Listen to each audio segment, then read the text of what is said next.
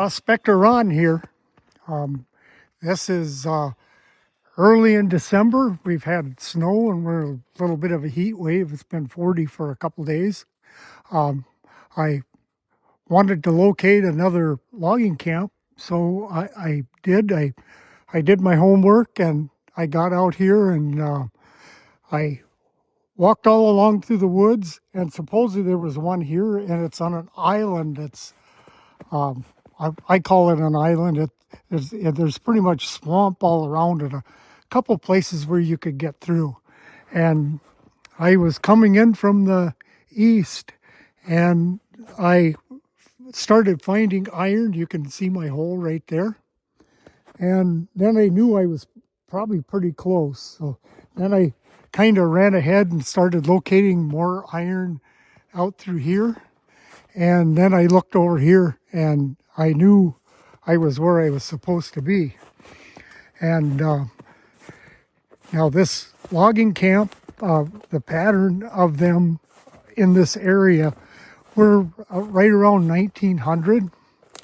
And they would make a ditch. You can't see the perspective very well here, but they would make a ditch. You can maybe see down in there. And that ditch would probably be like 5-6 feet deep. And they'd make a berm, a square berm. And you can see right through here. This is like one end of the building. It actually goes a little bit. Sometimes they get destroyed a little when they're subsequent logging in the area.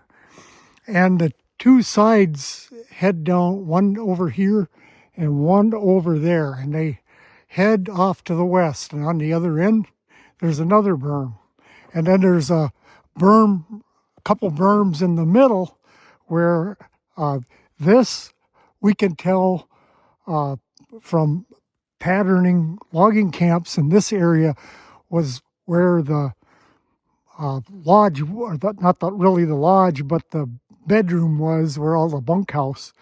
And on the other end was a kitchen. And there was a passageway in between. And they would use that kind of as their entry and kind of get out of the snow and hang a bunch of stuff. On the other end was like a dining room and a kitchen. And you can tell which end was the kitchen because it was dug out. And they dug those down maybe again like 6 feet. Or they would come in and put down logs across and put floorboards on. And then they would build a cabin up over the top, and that was kind of the pattern of, at least of the ones that we found lately. And so far this year, I've probably found about 7 or 8. I have about another 5 I'd like to hit next year, and they are my favorite thing now.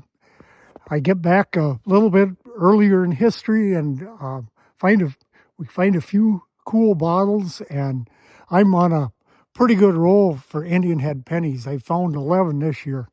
And I even, since I switched over my last 3 outings, 2 of them with the triple score, the Noctis triple score, I found 2 Indians. So with my legend, I did really well.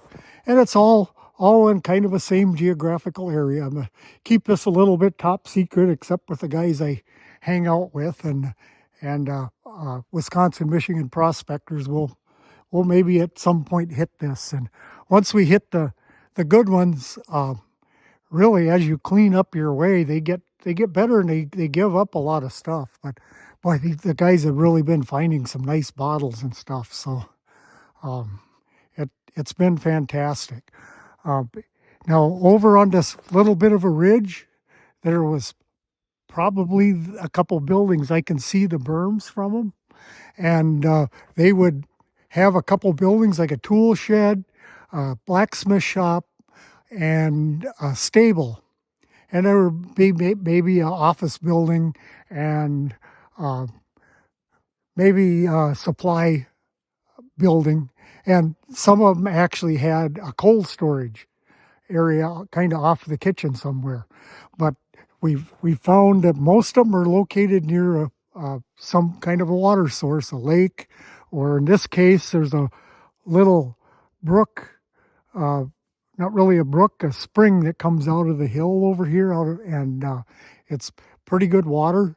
Um, this one is a little bit unique in that most of them we find are sand, and well, when it's sand, most of the stuff doesn't go down real deep, and this one is like I've dug holes like a foot and a half deep, and it's humus, so we're going to be here a while, and deep targets, and can't wait to show this one to the guys.